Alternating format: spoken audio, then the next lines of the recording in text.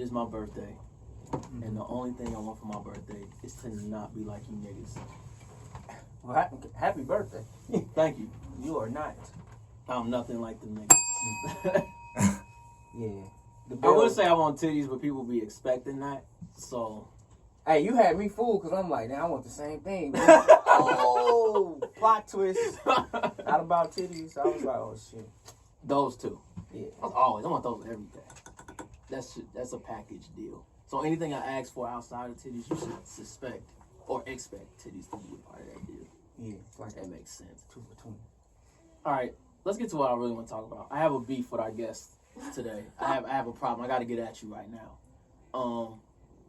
Writer's beef. I've been thinking about this for a few months now, and where is our crochet titties? Oh, like, why didn't Why didn't we? Do you know how many times I was like, all right, Mo, just send it in. Just like, I didn't want to be awkward. I didn't want to be some. Just forward. Like, hey, do you still have these? Or like, can I buy this? Or like, hey, these are great. Like, I would love to. Do you think we wouldn't like crochet titties? They just look so warming and comfortable and cozy. I need that type of energy in here. Those titties could have went right on this wall somewhere. It would have been great, and I was just like, I'm very, very. I don't want to say the D word. I felt I was upset. I felt like I was being entitled, so I didn't say nothing. That too. Yeah. That's why I didn't send a message. I'm like, wait. She made this without thinking of us? It's like, and then I'm like, wait, that's an asshole way of thinking. Yeah. So I can't think like that. Outside of titties, right? outside Like, of yo, people like titties outside of us. It was a humbling moment. I was like, there it is. It was very humbling. It was a very humbling moment. I'm like, maybe we're not the titty connoisseurs that we think we are. And it made me work harder. I knew I wouldn't do it enough. So what say you, guest? I think this question goes back to you, Benjamin. How are you calling yourself a titty connoisseur if you was too afraid to reach out and touch for the titties? I don't want to get canceled. Is that a good enough answer? Reach out and touch the titties. Reach out and touch for the titties. With consent? You're asking. Respect it. Damn. I never thought of it like that. I mean, I don't understand. When you just said it, I was like, that's so on brand, but you didn't even ask me. You know how many titties I made this summer? I just finished the last rack last week. Pun intended. I get it. The last rack. I like that. Yeah. Can you make us a titty blankie? Yeah, a titty blankie? Yeah. Like, how would that look? I don't know. Something huge. Something to go like right. Or it don't even have to have a titty on it. We'll just call it a titty blankie. Or So let's just if you a can. blanket. Yeah. But we're naming it the titty. Oh blanket. yeah, it's like brown. It can just be round in like the middle. It's People like, have asked me for like titty pillows, which are Ooh. they're really easy to make. So we can have like a big ass pillow in the shape of a titty. Yeah. Whoa, why don't those exist? Sorry. Why don't those Copyright exist? that. We gotta copyright this. Look, bookmark that. Write that down. Bookmark this. Titty pillow. Titty pillow. Damn it. Can we erase this? Can we erase this? No. But I know somebody gonna try to take this idea. Now I'm gonna go to sleep tonight hearing Benny screaming, "Titty pillow! Titty pillow!" Man, Please. I'm finna put a static over titty pillow. Yeah. That's what we're gonna do. All right, guys, we have the wonderful. I call you Ymani. You want to call you Ymani? Can you pronounce it? No, I always call you Mani. Yeah, I just go by Mani. Boom. Mani's in the building. Clap it up. Yay. I got enough ice in my cup. Oh, bro, I ain't had ice all night. I will say this about the crochet titties. Awesome. They I think they will cure my anxiety. Okay. Like I look at them like, oh, everything's gonna be all right. Nothing to worry about. You're overreacting, Benny. The crochet titties are here for you. I mean, if you guys want some crochet titties, first of all, I have a shop page, so you could have easily just like slid in the DM shop page and be like, hey. Yeah, see, I feel like I didn't do, I had a whole rollout. Like, we didn't do our due diligence. Yeah, like so, I've I've made so many this summer, and they don't. It took me a while because the first pair that I made was for Jessica for her birthday, because we have this sort of like funny joke between us where when the world was open, we would go out and we would be like titties out, and so like it was just it was just like a joke between us. Oh yeah, I like that. And so we would say that, and so when it was her birthday was in quarantine, so I had the idea to make it, and I found a pattern for it. So she was the first one to get them. And it was just a one-of-one. But then people just kept asking me for it. Like, people kept DMing and seeing if they could buy it. And at that point, I was crocheting for the anxiety during the pandemic. But that's what I remember. I never really wanted to monetize the whole crochet thing. But people just kept asking me, and I was just like, why not? Right. But I wonder how you get into crocheting. I know my mom does it. It seemed like some baby white shit. And does anybody around? but then I think what you were saying, like you do it for like the anxiety, you know, and that makes sense. Because my mom really looks at peace when she crochets. So here's the thing about it. So like knitting and crocheting are two different things. So knitting is just two needles going back and forth with both your hands. Whereas crocheting, one hand's holding the yarn and the other hand is doing the needlework. And so I started crocheting. I think the first time I did it, I was in 3rd grade, and like the girls in little pattern thing. Yeah, the girls in the upper grades were doing it, and my grandma started teaching me, but she was like, I don't really know like the in depth of it, and so I always just kind of played around with it, but I never finished like a project. And then my best friend, her name is Ymani. So my best friend, she had started teaching me like on the tail end of high school, and at that time she was doing something called amigurumi, which is like, it's like the Japanese, Korean, like origami, kind of, sort of, but like, you know how in like the Asian cultures they love just like cutesy shit, like they love like little figurines and like little clouds with faces and stuff like that. So they make like figurines, but like out of yarn. And so at that time, Ymani was making like donuts. So she would like give them to people. She would make keychains out of them. She just had these little crochet donuts, and you would stuff them with the same stuff that's in like teddy bears. And so she was teaching me how to do that. And then when we got to college, I started crocheting because I was anxious and like school was difficult, and I would just rather crochet than like study for classes. And so I remember I made like octopus. I would start and stop like scarves and hats and things. Like I would never actually finish them because I was only doing it because I was anxious, not because I wanted something. And I didn't finish a project until it was like my first year out of college, and I was living back at home. And like 2017 was like a really wild year for me. And so I remember I had gotten really sick that year, and I had just got out of the hospital, and so I just like crocheted for like an entire day, and I made a hat.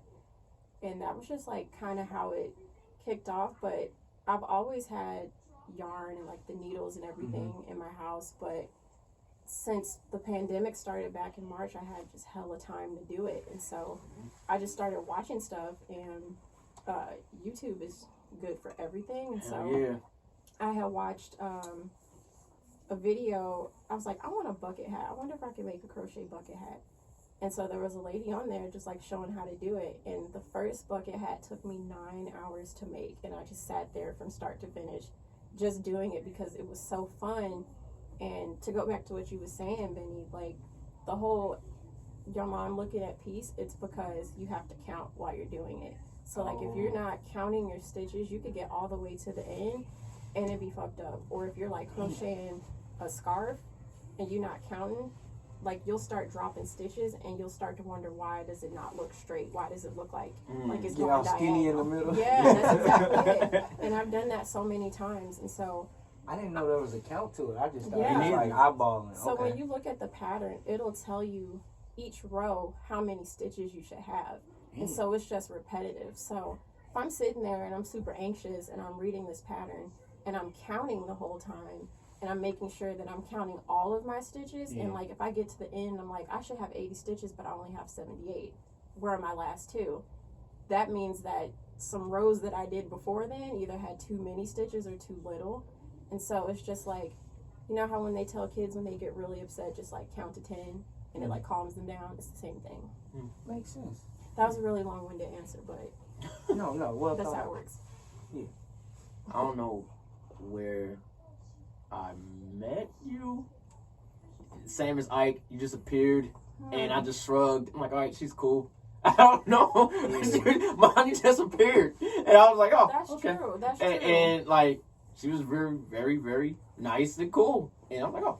It's the common denominator because most people who I feel like are on the scene or in the culture, they all say the same thing. They're like, I saw you with Jess and you just kind of popped up. Yeah. And that's actually really true. That's exactly what I was about to say. I don't think I I thought saw y'all you was with like Jess. sisters. But yeah, so that's the thing. So a lot of the people that are like creatives and like in the scene, y'all have known each other for a really long time. Like y'all went to high school or y'all would go to different, events and stuff. I was a really sheltered kind of kid and I was just a homebody. I'm 27 and I just like to crochet. So like my dad No would shame. always, my dad would always say I was like an old woman that just wanted to sit at home and look at magazines. But like I grew up in Florissant and I lived in Jennings for a while and then from like 4th grade through my senior year of college, almost my senior year of college, I lived in Florissant.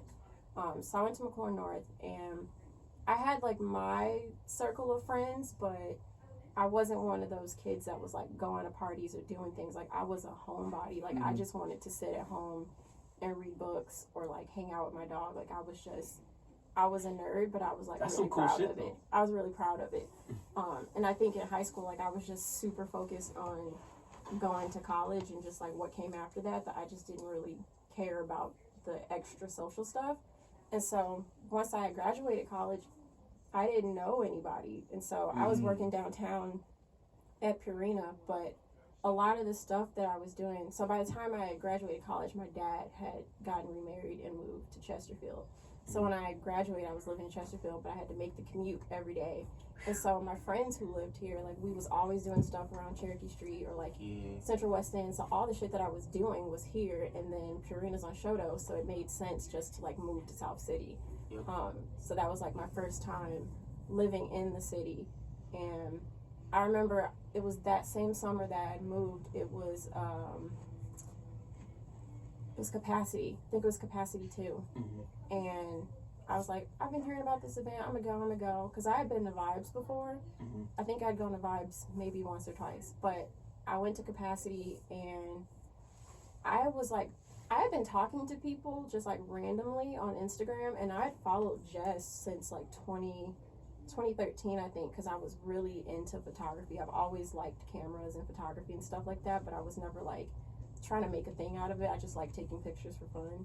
Okay. And I just really liked her eye, and I didn't really know any black female photographers that were like in St. Louis doing things, but she was one of the people that I just found on Instagram. So You know what? I think you're the first person, or y'all two are the first people that I know in real life that asked each other out on a friend's day. yeah, And I thought that was so dope. Yeah. Like, I thought like, that yo, was so like usually you just meet people and it's just kind of like, I think we should normalize that. yeah, like that's some dope happens. shit. Like, yo, Yeah. like, hey, I like you. And so that's the thing, because like when you go to college, all the people who are there, y'all are all around the same age, and when you leave, it's like a bubble. You burst the bubble, and people talk a lot about how do you make friends after college. dope.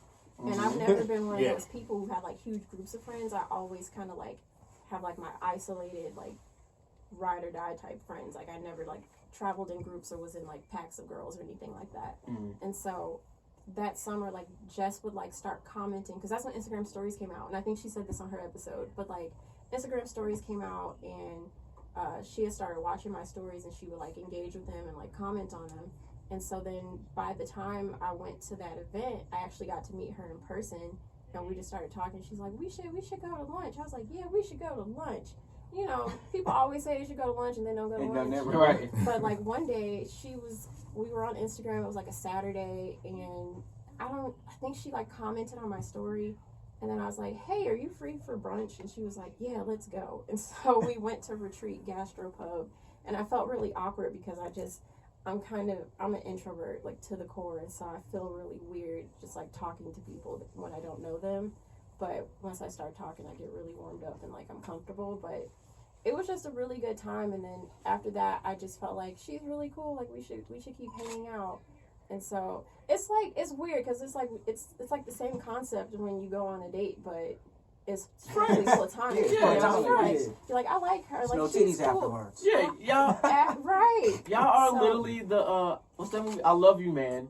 Except without the stupid I don't want to call it stupid, but like it's not two white guys. Like, you know what I'm saying? That's what it is. Like, hey, I'm going to make a friend. Like, I like this person. We like each other. Let's kick it. Yeah. That's And then- literally how it happens.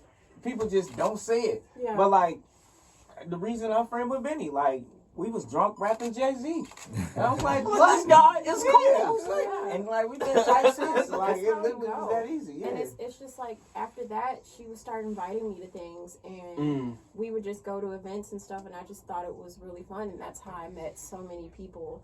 So like Community. So like in the past 2 years ago, I didn't know a lot of the people that I know now. I certainly didn't know you guys, and so when I was just going to stuff with Jess, y'all would naturally come over and say hi to her, and I would be there. So I would introduce myself. So that's pretty much. That probably is how we Yeah. met. That Now is I'm how thinking we about met. it. Okay, Like, I'm I don't, See, I don't I was remember late an to the event, scene. but I just know I You would was see with y'all Jess. together Probably a was lot, the same one. and then that's how I found out about the podcast. You two should have a Twitch channel or something. No, we shouldn't, Benny. Well, I'm not saying like you have to be consistent, but just some random. Just watch. Just like, y'all hey, be friends. we got a YouTube video out. We just did it because we could today, and that's it. And that's all you're gonna get. And then boom, it'll be some funny shit. Cause I know y'all have some very great conversations. Well, you know what? I feel like people think that me and Jess were sisters because we both was some Kelly Rowlands with short hair.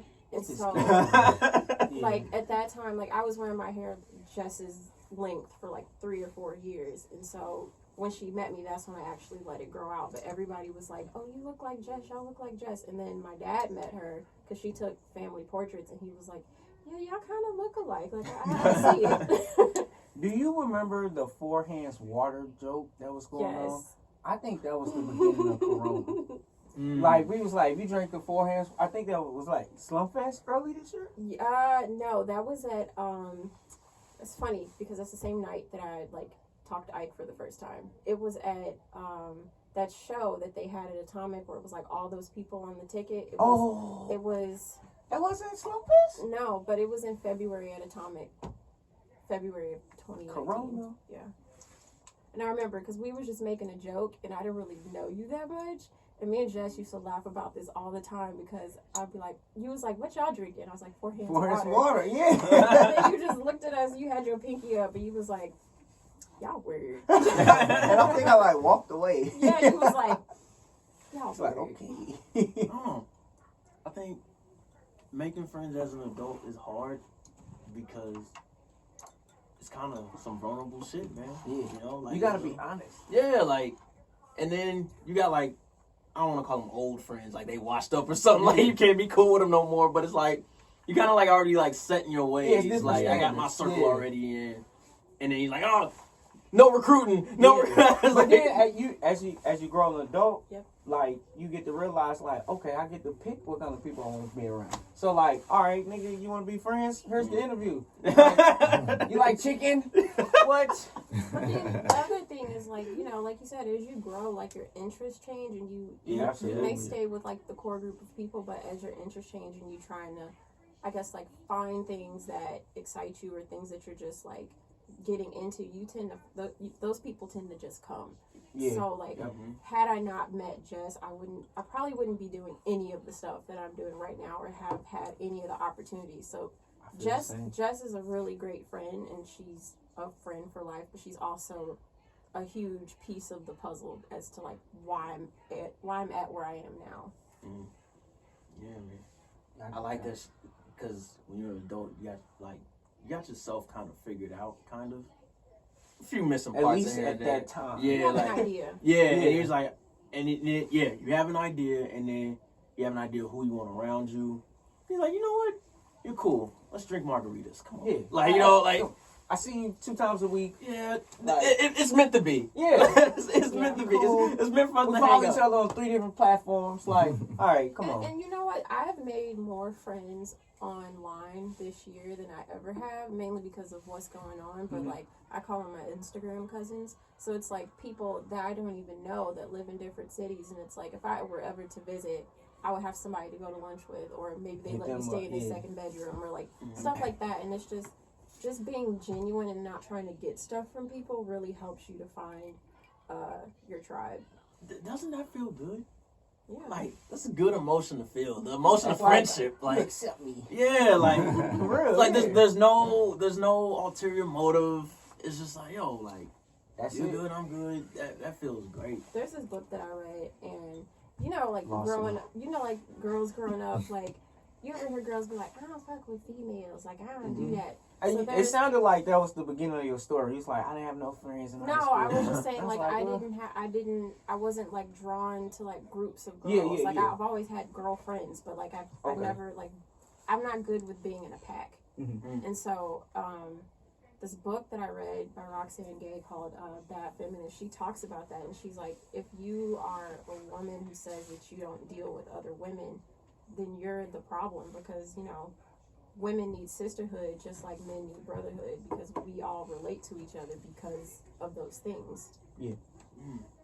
That's I definitely heard of that author before. I think.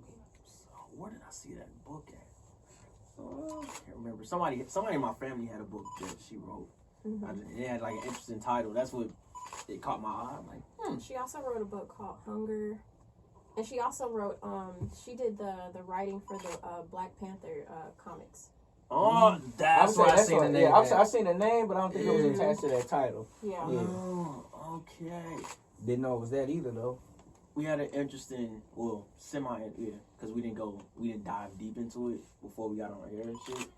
But how you were talking about that, you didn't write at all during the pandemic, and it kind of went into like why.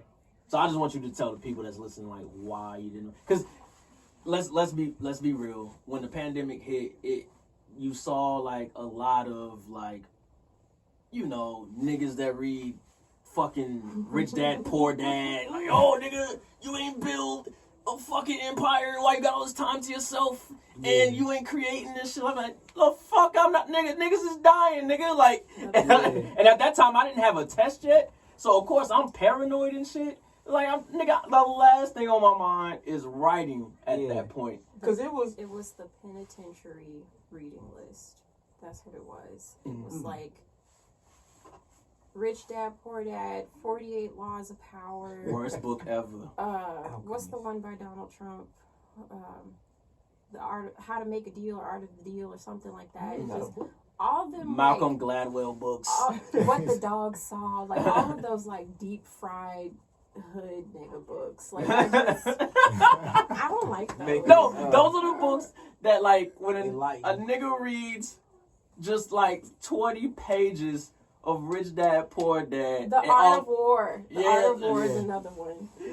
that nigga starts a consulting business after 20 pages. Like just I'll show you how to elevate your business. yeah, nigga. Like, bro, you work at Outback Steakhouse. Calm the fuck down, B. We Like, both what do you trying to want? figure it Like, out. stop. Like, I don't like that shit, man. But yeah, like you was saying, like off air, like how you wasn't writing and I wasn't either. Like, it's kind of like it's just not there. But first of all, I have a bone to pick with you. Okay.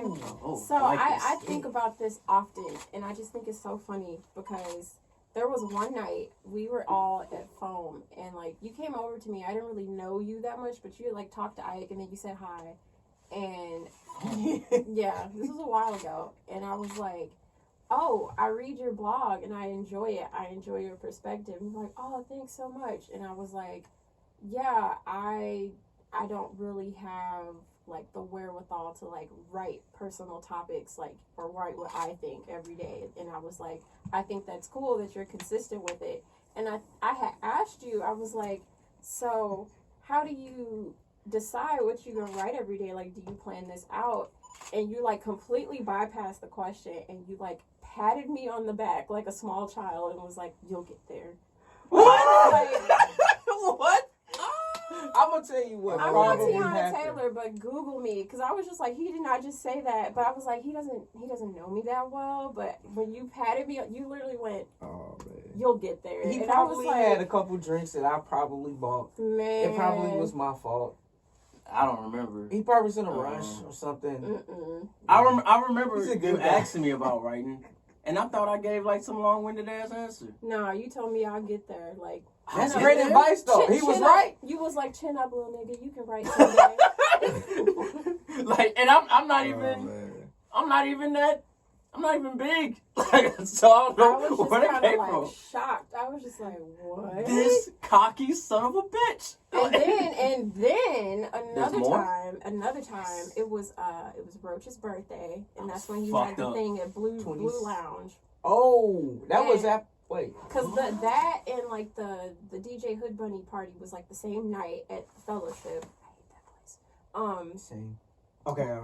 Y'all was there first, and then we went to Roach's thing. Not us Oh. together, but I went to Roach's thing afterward. Yeah, and we were there afterwards. And We you- was fucked up that night. Yeah. Like, we was super fucked up that Yeah, night. and you kept talking to me, and you was like, "Mommy, do you like my blog? Do you like my blog?" And I was just like, "Benny, we've talked about this. Like, what do you think about my blog?" And I was just like, I did not told say you blog I- like this. I hope you did. I did not say I hope blog you like did. this. Yes, I did not say blog like Oh, this. this is the best shit I ever. was completely sober, and I wanted to go to Lee's Chicken. I remember that. Oh, because that's you right was- around the corner. Yeah, I'm Yeah, saying, he yeah, was like, Jefferson. "Mommy, you like my blog?" My blog. How do you like? What do you think? My blog. My blog. Oh shit, that's funny. Do you have any more Benny stories? Right. I'm enjoying this. Side note, last night, You don't have no me more stories. and do you? Ike was talking. I probably do. No. I do have some more stories. Some more That's stories. next episode. Yeah, last night, this is a side note, but it just made me think of something. Last night, me and Ike was talking about, y'all remember watching the Powerpuff Girls, and anytime they saw Mojo Jojo, he could literally be at the grocery store, like, checking out. He Beating would the just shit out beat of him. his ass on What the fuck sight. you doing being normal? We watched some clips, and it was like Mojo Jojo, like his brain was like out of his hat. His fingers was His broke out. glass His was gloves, broke and shit. His Yeah. lips was They didn't ripped. care about that. And nigga. they didn't care. And people was in the YouTube comments like, way too far, bro. Not cool. People really care about I Mojo love when Jojo. white people be like, not cool, bro. Not cool. Calm down, man. Calm down, man. What? How did you get into writing besides my blog? Your blog didn't get me into writing. I would say I don't think she said. I know. No. I'm just fucking with her. We just want to But say blog. I had always been like really into writing short stories when I was a kid. And so, you know, there's always the kids who's like, one time at band camp, I did go to band camp in high school, but For- I also went, I played the clarinet and the bass clarinet. Woodwind. Yeah. And so, I used to go to like writing camps in the summer. Damn. And so, That's the nerdiest thing I've heard all day. yeah, so I used to go to the Palace when I was a kid. Like, Hold on, I'm everybody trying to hood did. it up now. I'm like, I'm going to the Listen, palace and the listen. writing camp. No, no. I get So, it. I Jekyll went and Hyde. I went to the Palace when I was a kid, and I remember, like, in the summertime, you know, if you get in trouble, you gotta write the sentences, and you can't go outside, yada, yada, yada. Mhm. So that year, the Palace, I got, like, this huge grant, and they had put all of this new stuff in the back room, like, it was all new toys, arts and crafts, and books. And I read, like, all of the books that they had there, and I just remember feeling like, I don't want to go outside, I would rather read a book, or, like, write the sentences. And so I asked, I was like, can I just write the sentences? And the counselor was like, you word. And I was just like, but can I do it? And I just sat there and wrote stupid sentences and, like, read books. But I'd always been like that, and I'm a collector of, like, journals and notebooks and pens, like, I go crazy for some some Post-it notes, man. Like that side of Instagram, it's just amazing. Okay. But anyway, so I was always like into short stories and like reading. And if you're gonna be a writer, you have to read. But that wasn't why I was doing it. I just really liked. I've always liked words, and so by the time I was like in middle school, I was going to like creative writing camps. And then when I was in high school, I was like, okay, I know what this is called now. Like, I know I want to be a journalist. And so I was just like prepping like my whole high school career was like geared toward going to Mizzou for journalism because I just knew that was That's the hub for journalism. How did Right. you know you wanted to go to Mizzou for that? Well, see, at There's first so many famous journalists that went there, man. at first I didn't know I wanted to go there. My dad kept telling me I should go, and he was like, "It's Okay. in state. You don't have to pay out of state fees, Mhm. and it's the #1 school of journalism." But I was like so hooked on going to like Boston University or just like all these different places. Like I wanted to go to Colorado for a while, but the summer before my senior year, I was named like editor-in-chief of the newspaper, so I was gearing up for that. But I went to 3 different camps before my senior year. So one was in Tuscaloosa at U of A, Okay. another one was in Michigan State, and then the other one was at Mizzou. So Mizzou was the final one that summer. So I was gone like the entire summer before my senior year, and during that time when I was in Alabama, that was the year that they had that really bad tornado and like athletes was dying, like prominent people was dying, and so we reported on that. And then I went to Michigan, and like that was the best one because I was meeting people from like CNN and MSNBC, like all the people that you see on TV that are like the top paid journalists. I got to meet them, and like I won a scholarship while I was there, and then I won a scholarship when I was in Alabama, and then the last one was Mizzou. And like when I had finally like gone to Mizzou and like saw the school of journalism and just like talked to professors, I felt like, okay, I think this is the one. Like it took one visit and I was just like, I'm gonna go here. That was it. So that was pretty much it. But I was always writing. I wasn't really writing short stories anymore. I was just more so focused on being a reporter, being a journalist. And I won a scholarship from the St. Louis Post-Dispatch, and it was like you get 4 years of college. It was like $30,000 or whatever, and as part of the scholarship, you got an internship with them every summer. And so from my freshman year, I would come home every summer and work at the Post, and I learned so many things, but like the most pivotal moment was 2014 because I was actually sitting like across from the crime desk when I heard the initial call come in that someone had been shot in Ferguson. And so like, you know, looking back, hindsight's 2020, but I didn't realize that was like a really pivotal moment, and it was like the coming of the second civil rights. Yeah. Right. And so it was just like, it was my last week of my internship because I was supposed to go back to school because he was killed on the 9th, right? Yeah, August 9th. And I was supposed to go back to school like the next week, but the Post ended up extending the internship one more week because there was just so much stuff going on. And so another intern, my friend Kia, we went down to Ferguson, and like that was the first time I met Mastermind when he was still part of like MME, and I met so many people who I realize now were people that I met back then because I turned 21 that summer, I think. Okay. And we were just interviewing people that were our age and getting like multimedia and just videos and pictures and quotes and stuff. And I realized just with what was going on, I didn't want to be that type of journalist anymore because of what was happening and how I've always known you can't put yourself in your stories, but it was really weird to be inside of the newsroom and seeing how journalists were talking and how the stories were being shaped. And that's another thing. I noticed that when I was in college, there's a course you have to take at Mizzou called multicultural, cross-cultural journalism. And so in that course, you learn a lot about how to cover different topics, people from different countries, orientations. You just learn about so many diverse aspects of just people and how to cover it.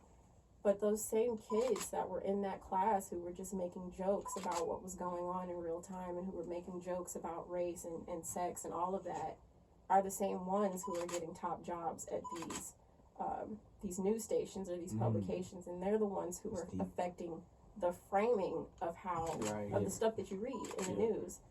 And basically the perspective. Right. And so while you can't put yourself into it, framing is very important as far as journalism goes. And so it was Mike Brown's killing that just made me feel like I don't want to do that.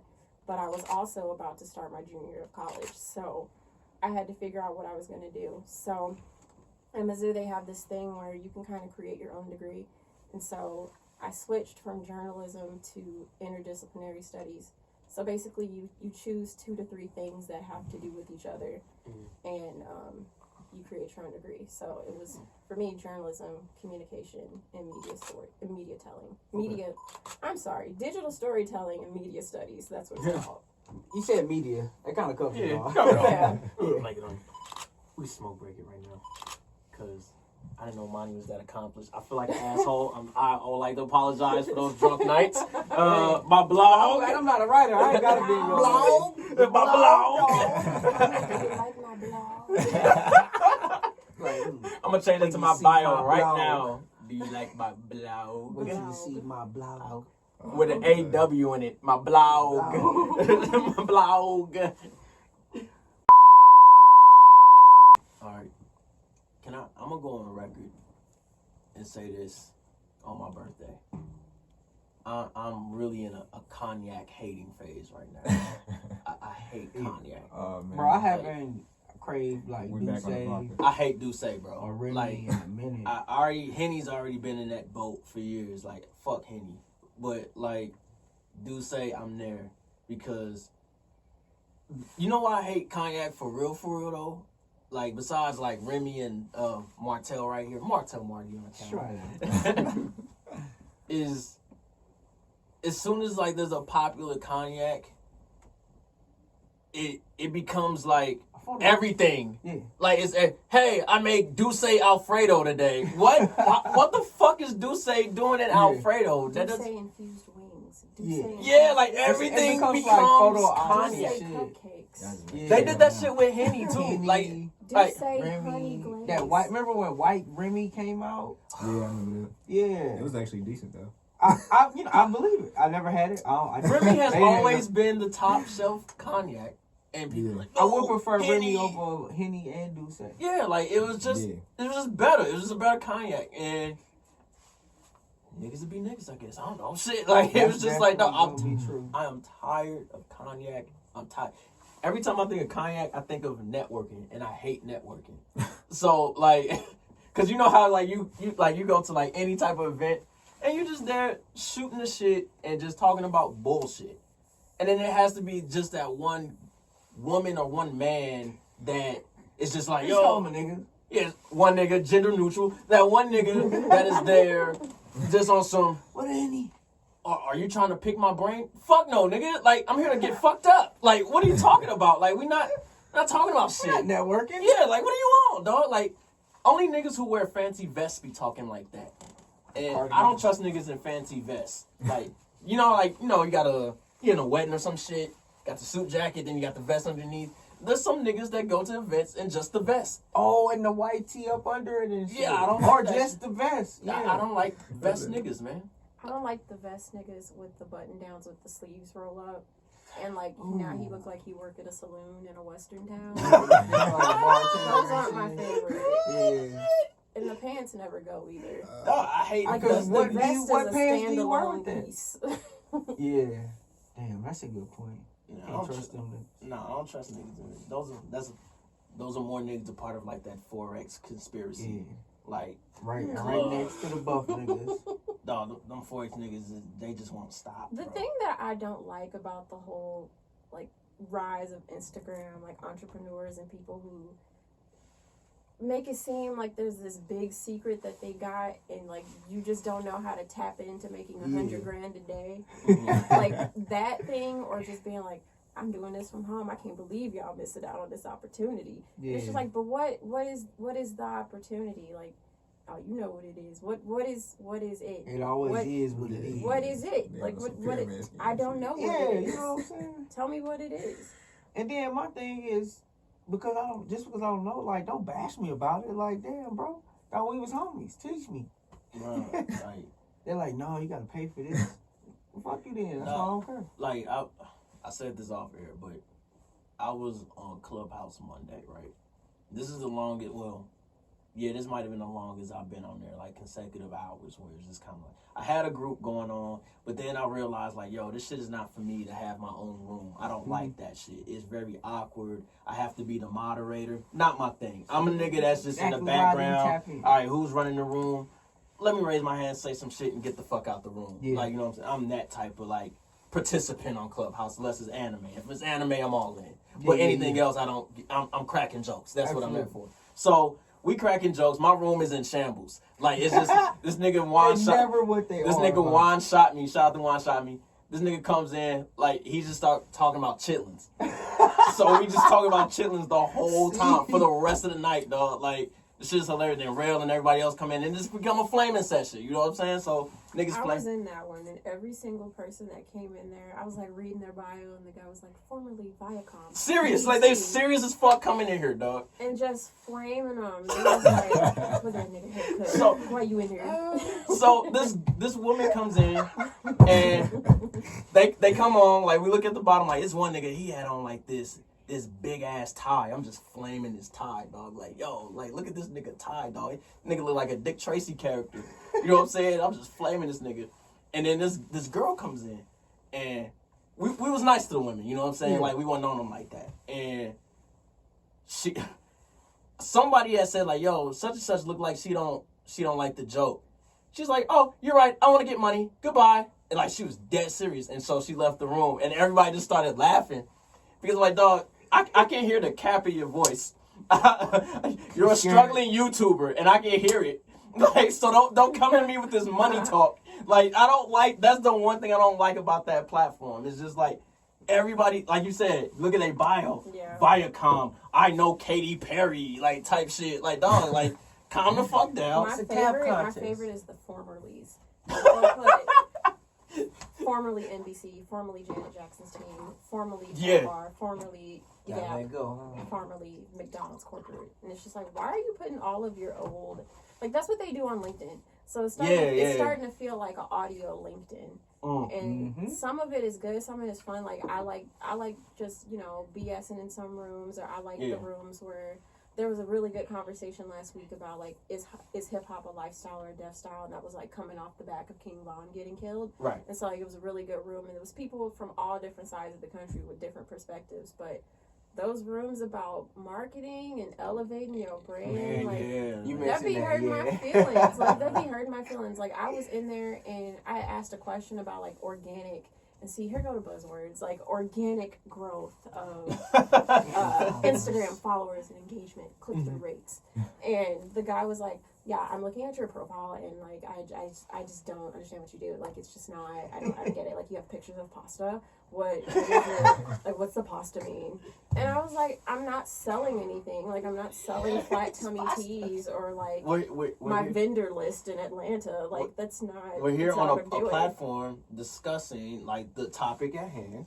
That was a part of the topic that I just asked. Like, what the fuck? But it's the condescension for me. Yeah, that's the word, condescension. It's the pretentious for me. It's the arrogance for me because it's just like, I get that people be on there trying to, do jobs, whatever, but it just be people in there who are just trying to see who can be the loudest, the longest. Yep. And my favorite is the ones that are like the upper echelon people, and you can hear them in the background. It's like, sorry, I'm driving, and I'm going to have to hop off. Like, this isn't Zoom. Like, this is, all of this is 100% Katie, optional. I would like to piggyback off you. I would like to pivot this. Like, what are these words? I just want to make sure we're holding space for what's at hand. What are these words? So, yeah, if we could just stay on topic, guys. You work at Target. What the fuck? What are we talking about here, man? Like, yo, like, are we? You're not that important. Like, it feels like you ever been in a group interview trying to get a job? It is always that extra motherfucker. Every time. It's like, no, we're interviewing to be a part of Abercrombie and Fitch. Like, we're selling knives, bro. This is commission based. Yeah, like just shut up, bro. This is waiting for 3:00. This is Applebee's, dog. Like, you're gonna be on the dishes. I'm gonna be on the fry side, bro. Like, it doesn't matter what goes on, what we're saying. Like, open interview, my dude. But back to Ymani's life. Oh yeah, that's where we left off before. Okay. We were at the internship, posters batch, Mike Brown, and you knew at that moment that you did not want to pursue, was it that type of journalism or just be in that atmosphere? I didn't want to be a reporter. I thought that was reporter. Okay. At that point. Okay. I thought that was just like not for me.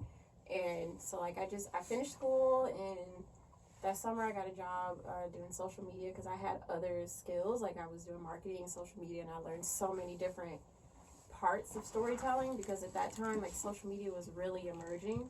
And so I had learned that in school of like how to use Instagram to, you know, report, or how to use all of these different video apps that was coming out and stuff like that.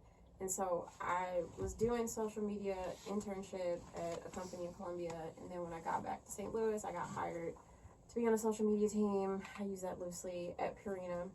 And but like Purina was great. It was just a company that I worked for that was hired by Purina that just wasn't so great. Okay. But I was really thankful for that because it gave me a lot of experience. But like behind the scenes, I had started writing a blog, and so that's what a lot of journalists do. Like if you're not working for a full-time publication, if you're not like a staff writer or whatever, a lot of people just start blogs because it's the easiest way to get your writing out and to just like Ben, you know this, like just to get your writing out and just to like have a consistent like platform and My blog. your blog. It's totally just like run by you. And so you get that autonomy that a lot of people are looking for, while also being able to, if you want to freelance or if you want to pitch or if you want to try to get a job, you can show that you know how to write. And so I was just writing about my life because like 2017, 2018 was like a dumpster fire for me. And so I was just writing about my personal life, but putting my own spin on like dating stories or people that I met or just like BS that I had been like dealing with in day-to-day life. And so I kind of started getting a following from that, and people were interested in what I had to say. But then I started writing like personal essays for The Lily, which is a news vertical under the Huffington Post, or my mom had passed away that year, so I wrote about my mom and like growing up without her, and like how I was seeing myself through her at that same age. And so I was writing a lot of personal things and still doing my blog. So I would say even though I had a 9 to 5, I was still like freelancing and doing that. So like I consider my full-time job to be just that. It's my job versus like my writing is what I feel is my career. And so I try to keep the two separate because when I'm done with like my day job, like I'm just done with it. I'm not the type of person that's gonna spend hours and hours after the fact trying to like do something with work. You don't take it home. Always Absolutely work. not. Yeah. And so the thing about writing is I felt so comfortable doing it whenever I wanted because I had a full-time job and I didn't have to rely on my art to pay bills. And like in a perfect world, yeah, I would love to sit at home and just like write articles and like let the money come in when it come in, but that's just not it because I do have a chronic illness, and so I need health insurance. And so I turned 26 and like I was off my dad's health insurance, and I was just making sure that I was working somewhere that was giving me benefits because it's crucial to me. So I still have a full-time job in social media. I have a lot more autonomy with it now, but as far as like consistent freelancing for what people know me for, which is Riverfront Times, I never set out to write about music. It just came to me. Because I had been writing local community news for the North Sider and the South Sider, which is a vertical under Antonio French. And I was just writing community stuff. And so since I was going to events like with Jess and like really being a part of the community, nobody was writing about it. And so I started writing about it. Yeah. And so one of the first pieces was about seals for Art Mimosas and Pancakes. I remember that. That was like the first one. And then after that, I just started writing a lot about like the community creative stuff. And then that's when, this was in late 2018. No, it was late 2019. Jerry had approached me and he was like, because I had met him through Mike and Jess, and I remembered him because he went to Mizzou at the same time I did. And so he had approached me about, he had just shot Bag Season with Louis Couture's, and I had already liked his music from before, and he was like, this is my new song and it's great. And I believed him, and he's like, would you write about it? But I knew that can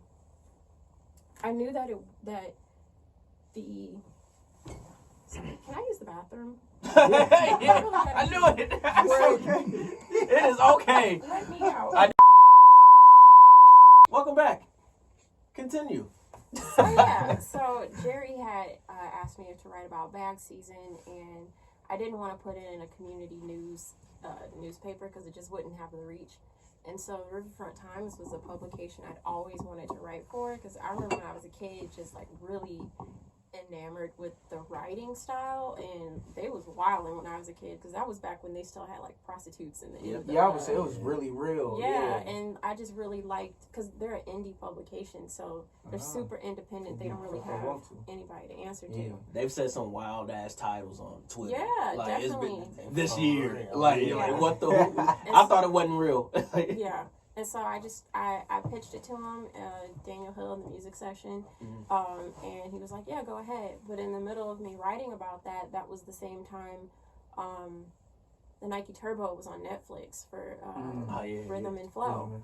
And so no other publication had written about it in St. Louis. And I was sitting on it for like 3 weeks before it was actually published, because Jerry's story came out first, and then Nike's story came out 2 weeks later. But I was writing them both at the same time. And so once the Nike Turbo story came out, I felt like I had enough like credibility and clout with them to be like, you know, you don't have any reporters reporting on these things, and I just feel like I should be the one to do it. And so they were fine with that, and they were like, yeah. And so when I started writing about musicians, it was because I was in the community that they were in. I was going to the events, and so that's why I say Jess is a huge piece of the puzzle, because had she and I not met, I don't think any of those things would have happened, because it all came through genuine connections, and because Jerry and I knew each other beforehand. Yeah. And so I just feel like I cultivated a beat that was about us, and I say us because I feel like I'm part of it now. And so there's a lot of talent in St. Louis that's just not getting the recognition, and it's not getting the sort of writing that it deserves, and the sort of press that it deserves. And I feel really honored that so many artists have allowed me to talk to them and to like be in their personal space and ask them really personal questions, because I've asked people about, you know, horrible things that have happened to them, or you know, Shauna B almost died in a car accident. Jay DeMol talks about PTSD, and that's stuff that people hold dear to them. It's really vulnerable information. So that's another thing. I try to write stories with intention, and I think now, because there's the access with like me writing for RFT, a lot of artists, they see this as their opportunity to get press, and that's understandable, and it's deserved. But I have to tell artists all the time that I write stories with intention, and not necessarily just like mentions of projects that are coming out. Because it's there. Because I'm right, there. exactly. So I wouldn't say that music is my niche. That's like really important. I like writing about people. I like writing features and profiles. So with RFT, if you read my stories, yeah, the music is there, but it's kind of an aside. You know, like, this musician is being published in the music section, but I want people to learn about them. So like when I wrote about Jay DeMol, I wanted people to learn about him the same way I did, because I heard the song Truman. He performed it at one of the Stag sessions last summer, and I was just really captivated by it, but I didn't get to meet him until a couple of months later at Max's release, Melt. And so that was just another genuine connection, because Mike introduced me to him, and that was like right after the Jerry piece came out, and he said that he read it. And so it was just a really organic connection, and he was like probably one of my favorite pieces that I've written out of all the ones that I've written, because he's just extremely intelligent, very intellectual. He has a lot of insightful things to say, and I'd never met anybody like him before. Now, I want to talk about the one piece you did for Riverfront Times with when Hayara was the photographer for it, and it was just all black women on the front. Like, how did that come about? So when the pandemic happened, RFT laid off 98% of their staff. They're a small staff, and so there was no money for their staff writers to be there. And so at first that included my boss, but my editor, Daniel. And so he decided that he was just going to keep writing, because what else was there to do? And so I think I had penned maybe 2 more pieces after that because, you know, it had trickled down. And they're like, you know, we don't have any money to pay for these things. And at that point, I was really discouraged, but I just kept writing anyways. And, like, they were able to find, like, a little bit of money to, like, you know, compensate me for my time. But for me, it wasn't about the money. It was about the stories because I felt like I was so deep into it and I had so many things planned and so much stuff was happening. There was just, St. Louis was on such this momentum. Like, we were in a bubble. It's almost like you just partying. Somebody's like, you gonna crash. That's what the pandemic felt like. It felt like we was on this really great track and like the bubble was about to burst and then the pandemic just slowed everybody down. And so myself included, like I could still write about music, but it was really weird to try to write about that and life was not normal. Like it felt really, but at the same time people needed something to look forward to. And so I took the idea of like writing a piece that included everybody, like what was on my playlist, because that was like the first time RFT let me put myself in a story where I was like, I like this song and here's why I like it. And just showcasing what was my STL playlist of like artists that I was listening to at the time. But I had like slowed down. Benny, what was the question? Like how the with the photo shoot with like Nayara. Oh, okay, yeah. And how that come about. Yeah, sorry, I lost my train of thought. But yes, I hadn't written anything maybe since like April, or maybe, April I think was the last time I wrote something. But then everything happened with George Floyd and Black Lives Matter and et cetera, et cetera. And RFT wasn't even asking me for any music stuff because I was just like, I just want to take a break. And they were cool with that. And then the editor-in-chief reached out to me and he was like, hey, we have this story that we want to pursue, but we'd like you to write it. And it's going to be a long-form story, et cetera, et cetera. And I was like, okay, and that was it. Now you have a newfound title with Audio Mac as well too, right? No. No? No. Yeah, somebody else I was listening. Oh, you know what? Yeah, I have was. to pee again. I'm sorry. Yo, this is great. Please turn the music on. See, that's why. All right, so let's talk about the parents. As Mo said off air, your dad, and the story that you told us off air. Yeah. Your dad seems like a very, very interesting guy. He's got his cape on. Yeah. Sounds like a good man. Yeah. Sounds like a great man. So, like, how was your, like, I guess I don't want to get a cheesy question, like, what did your parents mean to you? Or, like, You just asked about my upbringing. basically. That works. Yeah, Yeah. there you go. Simple. Thank you, Monty. That's why you get paid the big You bucks. got it. So my parents, it really starts with my grandparents, and I realized this the other day. My grandfather grew up in Cleveland, Mississippi. It's about an hour from Memphis. Okay. And side note, there's a Grammy museum in Cleveland, Mississippi, and it has like the famous Beyonce white lace dress from like the 2017 Grammys or something, like during the Drunk and Loaded era. I'm always in Tunica, Mississippi. So. Yeah, it's in Cleveland, Mississippi, a Grammy museum. There's like 5 Grammy museums in the country, and one of them is there. But anyway, so I think about often, like, had my grandfather not left Mississippi, he would have never met my grandma. And they had kind of like a yours, mine, and ours situation. Like, he had his own kids. She was like ending a marriage when they met. They Brady bunched it. Yeah. Okay. And so total they had 6 kids, but my dad was the only child they had together. Oh. Yeah. And so my dad was the baby of the family, and his oldest brother was like outliving his life by the time my dad was born. But because my grandparents were married and they're like life partners and business partners, like my grandmother was really heavy into like real estate, and my grandfather, all he knew how to do really, or what his passion was fixing cars. So he was an auto body man. And so my grandparents owned Lonnie's Auto Body on Broadway for 24 years. And I pretty much grew up there. Also, side note, they're turning that into a CBD store, and it's really just gentrified, and I really think niggas are gonna, like, rob the fuck out of them. But anyways.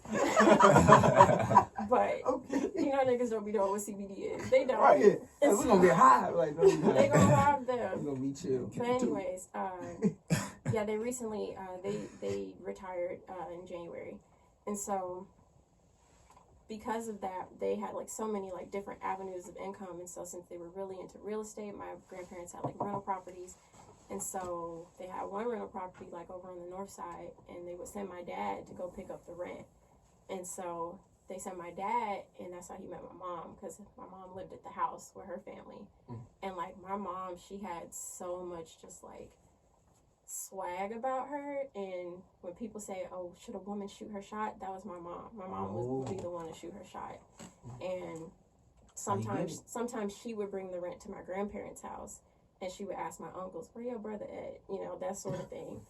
And they just, like, really hit it off, obviously. And so, but they things didn't work out between them ultimately. But when they divorced, I ended up living with my dad, and my mom was just kind of like, I felt like she was always looking for herself and always searching for herself throughout my life. And my dad always had stability. So, like, my mom grew up in East St. Louis, and she came from a sort of, like, chaotic household. My dad always had stability because he had both his parents. They were a black family living, like, middle class in a time where black families weren't living middle class in St. Louis. They were, like, in that new class of people who were moving to, like, Castle Point and Belle Fountain, you know. And so that was back in a time where there was a lot of white people still living there, you know, before, you know, like, the different migrations that have happened in St. Louis City and County. And all of my aunts and uncles went to Riverview, like, before it became how people like to talk down on it now. But that was my family's, like, legacy, because Riverview was a great school back then. But my mom went to Beaumont. I think she was there at the same time. So does mine. Nelly. Was Nelly at Beaumont at one point? He had some sort of connection to that area. But I just remember my mom had said, like, she knew him growing up or something like that. We all did. Yeah, but so, like, my parents were a really good example of, like, the haves and the have-nots. They were polar opposites as far as, like, socioeconomic status, but it didn't matter. But my mom was, like, always looking for herself, and I didn't, like, grow up with her and that sort of thing. And so, like, the last time I had seen her, really, I was 13, and she was, like, moving to Florida. But I always had, like, a really great, stable life with my dad. And even now, I say that my dad's my best friend, and I think my dad's one of my soulmates, because a soulmate can be anybody. There's like almost 8 billion people on the planet, but from the moment I was born, him and I had the sort of connection that me and my mom never had. And so my voice sounds shaky, but I've been talking. I'm not crying, y'all. But yeah, so I hadn't seen my mom since I was like 13. Like, we would talk here and there, but she wasn't really a part of like the big steps in my life, big things happening for me. And 2017, like, we had started talking again, and I knew she had cancer and whatnot. And, like, right after I graduated college, like, around like late June, early July, she asked if I could fly out to Florida. I'm 23 at this point, and she hadn't seen me since I was like 12, 13. And I went and saw her, and, like, we talked, and I felt like she had a lot to get off her chest. But just the way that my dad raised me, my dad never badmouthed my mom my entire life. He never, like, said things around me. He never, like, you know, even when I knew that there was stuff going on between them, like, I never heard it from him. I would say from him, but what about other people? Yeah, definitely. Not from my dad's side of the family, never. Okay. But I'm not close with my mom's side of the family, like, at all. But my mom definitely, like, felt some type of way, which, you know, she was human. But, yeah, so, like, I went and visited her, and I never harbored any, like, anger or, like, grudges in my heart, like, toward her. And so she said a lot of things that she needed to say, and... Did she assume you did? Like, she thought you felt some kind of way? I don't think so. I think... Okay. Because she was in hospice when I went to visit her, because she had cancer real bad. Okay.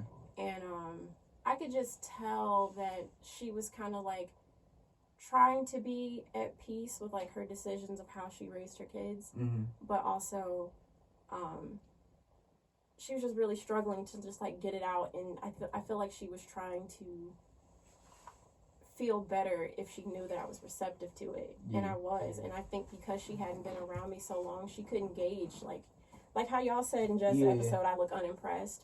Like she didn't know how you was taking it. Yeah, she didn't know how I was taking it because she didn't know me like that really. And so yeah, like I was there with her for like 5 days after not seeing her for 10 years, and I went home, and like 2 days after I went home, she passed away. Like, was that visit,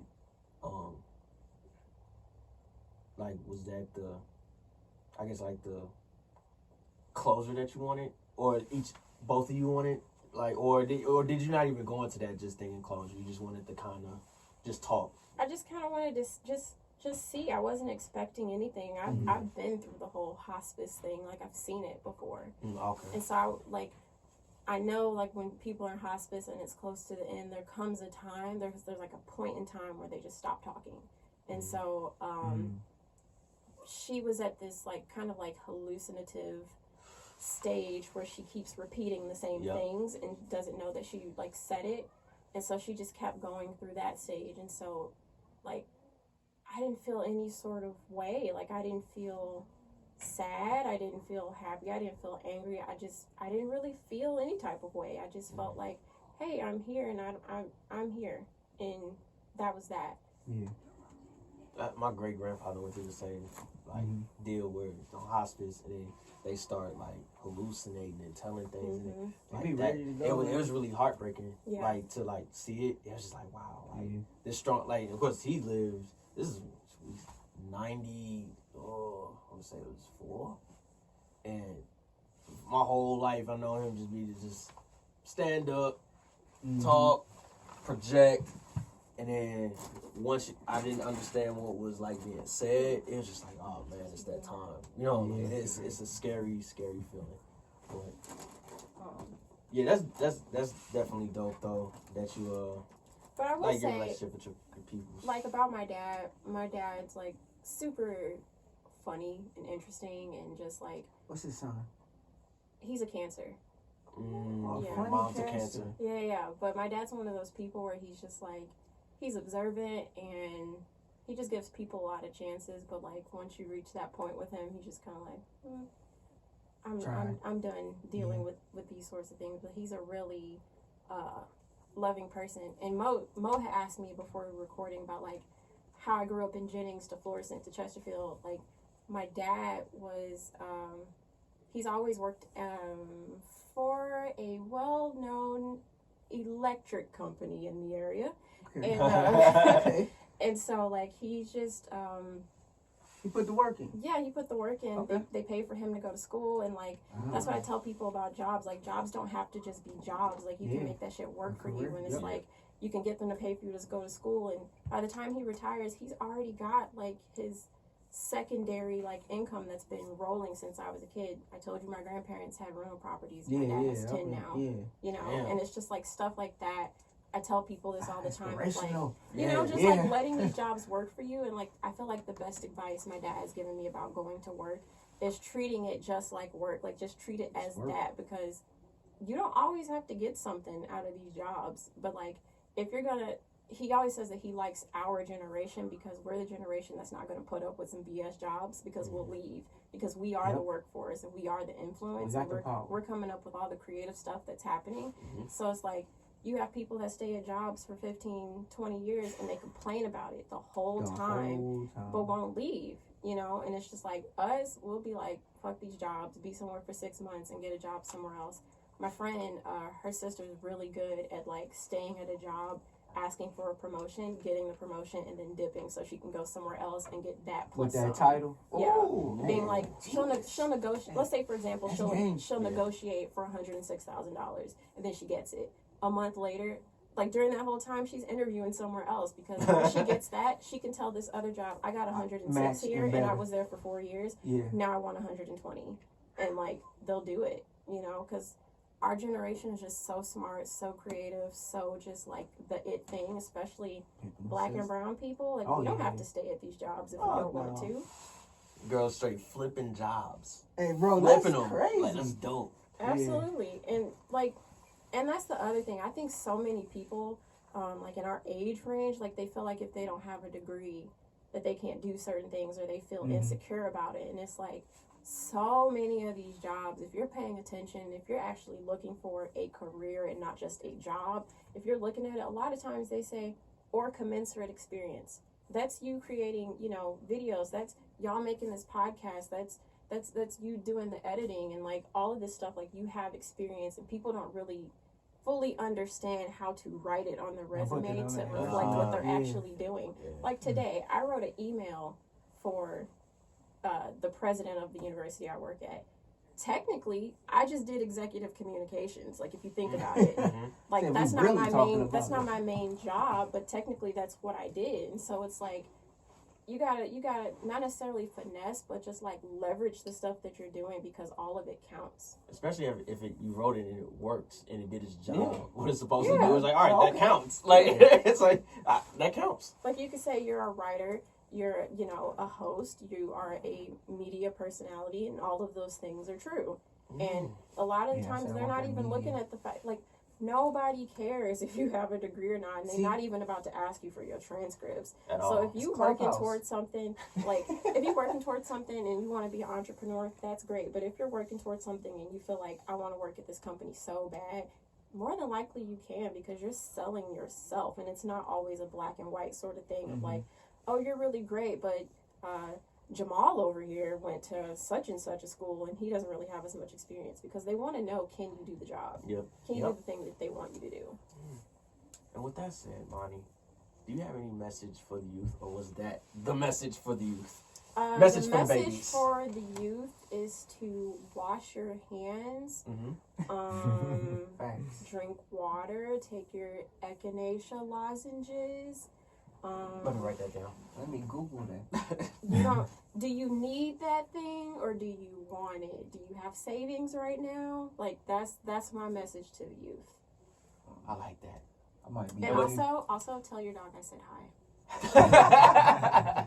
All right, guys, I gotta go to the bathroom.